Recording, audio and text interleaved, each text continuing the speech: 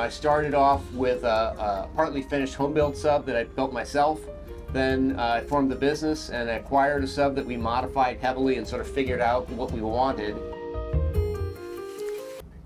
Yeah, so we run the sub with this game controller. It's made by Logitech, but it's basically a Sony PlayStation style controller. If you want to go forward, you press forward. If you want to go back, you press back. If you want to turn to the left, it's like that. You want to turn to the right, you turn to the right. Hey, Jerome, Stockton on Wendy's phone. Just call it back if you get a chance. We got a question on the dive right now, looking to see if there's a way to remap the PS3 controller. Thanks. That's not going to be easy. If we bring up a picture of that controller, which is on Google, we can then tell them press X, press Y, press A, press B. Yeah, except I don't remember which one's up and down. I know that one does the left and right. Rotate controller. Oh